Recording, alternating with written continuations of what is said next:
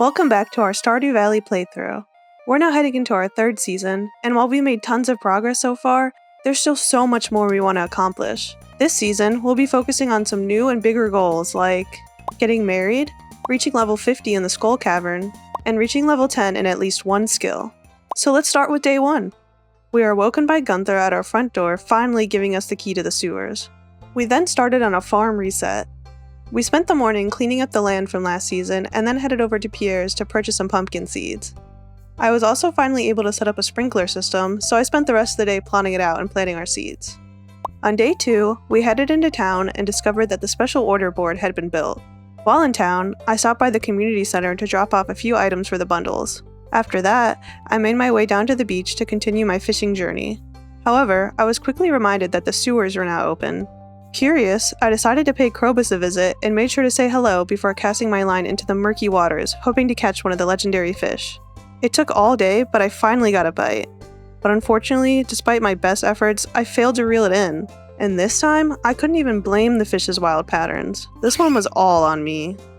On day 3, I woke up to the sound of rain, which finally meant I could ask Emily to marry me. I headed straight to the beach to purchase the mermaid pendant, then ran straight to Emily's house. Yes. After that, I went back to the sewer to try and catch the mutant carp. It went way better than yesterday, and with my extra time in the day, I decided to try and catch the angler as well. The angler is usually regarded as one of the easiest legendary fish to catch, so it was no surprise that I reeled it in on my first try. While I was catching those fish, Randy managed to complete the rest of the fish tank bundles. This granted us access to panning as the Junimos removed the glittering boulder next to the mines. I started off day 4 by taking the bus to the Calico Desert. Once I got there, I headed straight to the pond to catch the sandfish and the scorpion carp for our fishing catalog. I then decided to spend some time in the Skull Cavern. I gathered a few ores and fought some serpents just to pass the time before heading back into town. I then gave Gus the scorpion carp we caught earlier and earned a prize ticket. This ticket netted me a Stardew tea, which will come in handy later when trying to level up our friendship with the villagers. Day 5 started by finding another apple, which we needed for one of the community center bundles. After that, I went to the mines and ran into Willie, who gave me a new copper pan. I then headed into the mines to collect 15 iron ore for a help wanted quest. After gathering enough ore, I decided to keep going to farm more resources and experience. I mined as much as I could, and by the end of the day, I finally hit mining level 6. Day 6 started with a major event. Emily and I are finally married. Your wedding. Let's go! Your wedding day. Yay! Yay! After the wedding, I checked my mail and found a letter from Emily. She asked me to meet her at the secret woods tonight at 10 p.m. With plenty of time before the meeting, I stopped by Clint's to crack open some geodes. I also went to the beach to do some fishing since I still had a few hours to kill before heading to the woods. At 10 p.m., I made my way to the secret woods, not knowing what to expect. When I arrived, Emily was waiting for me, and a special cutscene played. She's scared. She's cold. Oh, she's getting closer to me. Oh. Aww. Wait, that's so cute. Oh, something's in the... Oh, there's a bear. Oh, we're gonna sleep in the same sleeping bag. Oh. I started day 7 by heading to the river, trying to catch more fish to add to my fishing catalog. After fishing for a while, I headed over to Clint's to crack open some geodes. With a new mineral and artifact in hand, I stopped by the museum to donate them. Since I still had some time left in the day, I went up to the mountain lake to continue fishing. I caught one new fish needed for the catalog before heading to bed for the night. Day 8 was spent helping out people around town. Linus needed help finding his missing basket, so I made sure to return it to him. Marnie also requested a bunch of amaranth, so I headed to Pierre's to buy the seeds. Linus also wanted help removing trash from the waters, so we headed to level 100 in the mines to fish. We were able to clear out the trash while also having a chance at hooking the lobby eel, but it never bit. We still had our trash goal though, so we made our way to the dumpster to deposit it, completing the task. Day 9 started with heading to the secret woods to chop down large stumps. These give a lot of foraging experience, which is why I always head here. While I was in the forest, I made sure to collect any blackberries I saw as they are a good free source of energy. I spent the rest of the day chopping down trees and shaking blackberry bushes, trying to level up my foraging skill. I cleared out what seemed like the whole forest, but by the end of the night, I still didn't level up. On day 10, I headed right to Robin's for a building upgrade. On the way there, I made sure to keep shaking blackberry bushes. And all my hard work yesterday wasn't for nothing, as I learned that I leveled up after shaking 2 bushes. I then spoke to Robin about a coop upgrade for the farm. I also purchased some home decor to make my life a little more organized. I then spent the rest of the night fishing before heading to bed and officially earning level 7 foraging. Day 11 was a day full of gift giving. I started off by delivering Pam a hearty breakfast. Give her that paleo. Right as Punch she's that dirt. going to drive the bus. Drive the bus. She said slurp. Well, good thing I'm not going to the desert today. I then headed up to the mountains to give Demetrius a salmon for a research project. I also ran into Jody in town and made sure to give her a birthday gift. After chatting with everyone, I once again decided to fish for the rest of the day. I started day 12 by feeding our farm animals. We still needed to collect some animal products for the community center, so making sure they're happy is very important. Next, I stopped by the traveling cart to see what was for sale. Nothing really caught my eye, but I always make sure to check just in case. While I was in the forest, I made sure to chop down stumps at the secret woods, and with my time left in the day, I decided to head to the pier and fish for more XP. I started day 13 by checking the bulletin board in town and saw that Sebastian needed a coconut for a help wanted request. Before taking care of the request, I stopped by Clint's to crack open some geodes. While I was at Clint's, I decided to upgrade my axe to gold as well. I had also found a new mineral, so I made sure to donate it to the museum. With everything else done, all I had left to do was find Sebastian to finish the help wanted quest. I ran all over town and couldn't find him anywhere, so I decided to just camp outside of his house and wait for him to return at the end of the day. On day 14, we had our first pumpkin harvest of the season.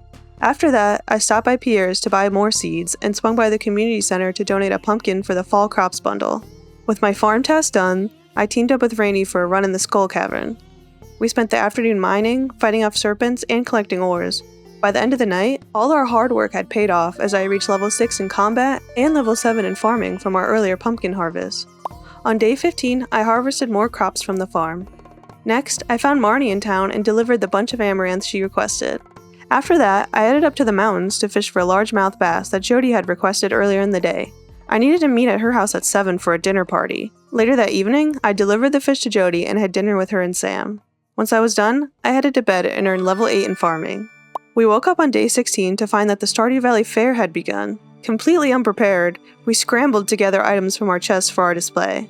After pulling together a few things, we headed to the fair to set up our booth, and we called over Mayor Lewis to judge and awaited his results. We got second? How? We only have 500. That's kinda fucked up. I can't even lie. How did we get I don't second? know. We didn't have enough good shit, I guess. Cringe.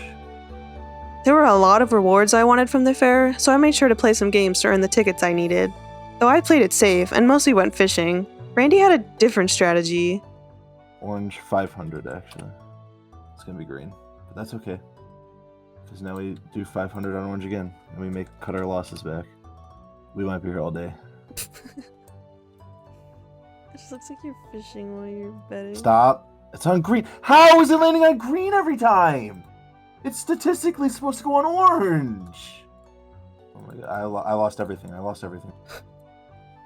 have 0. I didn't even buy anything. Holy shit. What'd you do? Land on green one more fucking time and see what I do to your fucking little mustache. I'll shove it right up your fucking asshole, dude. Go fuck yourself, asshole. Fucking rigged ass game. Eventually, we were satisfied with our prizes and headed home for the night. I started day 17 by delivering a cave carrot to Marnie. She needed one for a request, and luckily I had some stored from a previous trip to the mines. Next, I made a stop into town to cash in my prize tickets for various rewards. After that, I headed over to Clint's to crack open some geodes and mystery boxes. With some time left in the day, I took on a help wanted task to slay 50 dust sprites. These sprites are easy to take down and drop useful loot like coal, which is always helpful. After grinding through the frozen levels of the mines, I finally hit 50 and completed the task. On day 18, I headed to the secret woods as always to chop down hardwood stumps for foraging XP. Next, I stopped by Clint's to upgrade my pickaxe to gold. Since I completed the dust sprite task yesterday, I earned a prize ticket, which I redeemed for the Friendship 101 book. This book helps boost relationships with the villagers, making it easier to gain hearts with everyone in town. I then headed to the ocean to fish for the rest of the day. All my late nights of casting my rod finally paid off as I reached level 10 in fishing, choosing the angler path. I started day 19 by heading to Marnie's ranch to buy a duck for our coop. Ducks are a great addition since they produce both duck eggs and feathers, which we still need for the community center bundles. After that, I went to the forest to chop down trees to gain more foraging XP. While I was in the forest, I decided to catch a goby to add to my fishing catalog. I then headed back to the farm and organized my inventory before heading to bed. Day 20 started by heading to Clint's to pick up my gold pickaxe. After that, I checked the help wanted board and saw that Willie needed someone to catch 5 carp. Carp are really easy to catch, so I accepted the request and headed straight to the sewers, as carp are very common there. I spent some time fishing and quickly caught the 5 carp I needed. Once I had them, I went back to Willie to turn in the fish and claim my reward. With my time left in the evening, I walked around town and stopped by the saloon to give out gifts to different villagers. On day 21, we decided to take a trip to the Skull Cavern. Before setting off, I made sure to stop by and give Robin a gift for her birthday. Once that was done, I traveled to the desert and headed straight into the mines. Randy joined me soon after, and together we made our way through the different floors. Along the way, we discovered a treasure room, which rewarded me with 10 bombs, an essential tool for navigating the cavern efficiently. After exploring a few more levels, we called it a day and returned to the farm, where I earned level 7 in mining. I started day 22 as usual, with a trip to the secret woods. I've been going there every day lately to chop down hardwood for both resources and foraging XP. It's become part of my daily routine, and I'm slowly making progress towards my next foraging level. After that, Randy accepted a bulletin board request from Demetrius to collect 20 fish from the ocean, so we headed straight to the beach to start the task. It took almost all day, but we finally completed the quest and earned a prize ticket for our efforts. On day 23, I headed over to Clint's to upgrade my hoe to copper. While I was there, I also cracked open some geodes and mystery boxes while helping Randy with his dating life. Where did Shane go? Did he go to work? He's a working man. Can I give him this bouquet at work? Such a romantic way to ask him out. In the middle of working? That's kind of embarrassing. I'd be kind of embarrassed, Loki. I also had plans to upgrade the coop today, but when I went to Robin's shop to talk to her, she wasn't there. With the coop upgrade on hold, I decided to spend the rest of the day chopping down trees in the forest and the secret woods.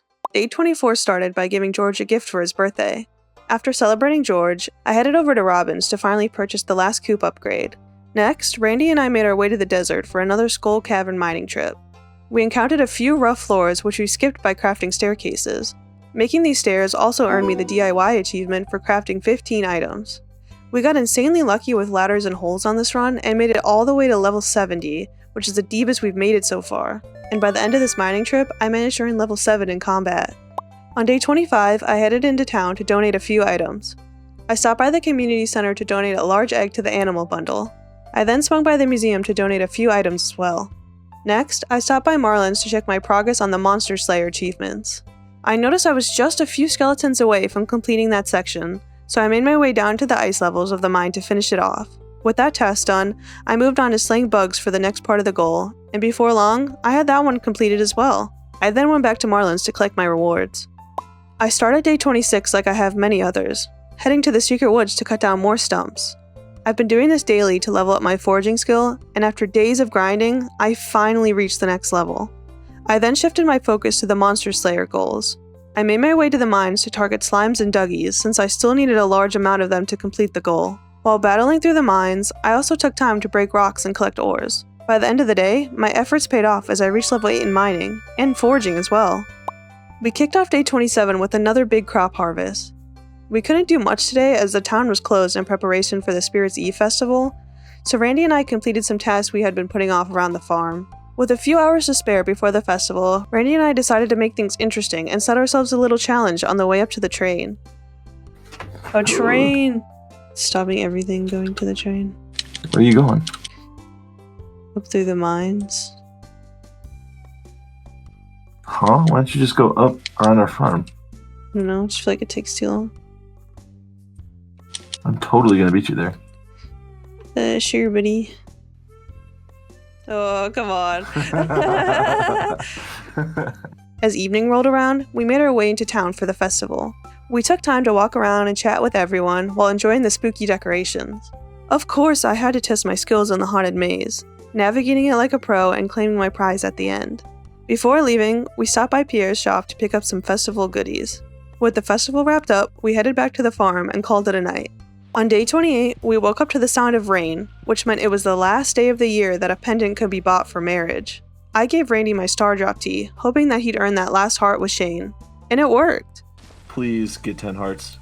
Yes! Go buy it, run!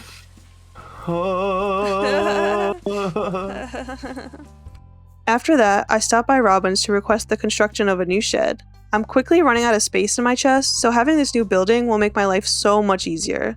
I then made my way to Caroline's to deliver a pumpkin she had requested. And to finish off the day, I attempted to complete a help wanting task to slay 6 red slimes. I fought my way through the mines, but despite my best efforts, I ended up just 1 slime short before the day ran out. And with that, I headed home, ending another season on the farm. And that's it! 3 seasons in, and we've made so much progress. Not just with our crops and farm life, but in our relationships and skills as well. From deep dives into the Skull Caverns, to finally maxing out our fishing level, and even getting married, it feels like everything is really coming together. But there's still so much more to do. With a new season ahead, we'll be pushing even further. But if you enjoyed this episode, don't forget to like, comment, and subscribe so you don't miss the start of the next season. We'll see you in winter. Bye!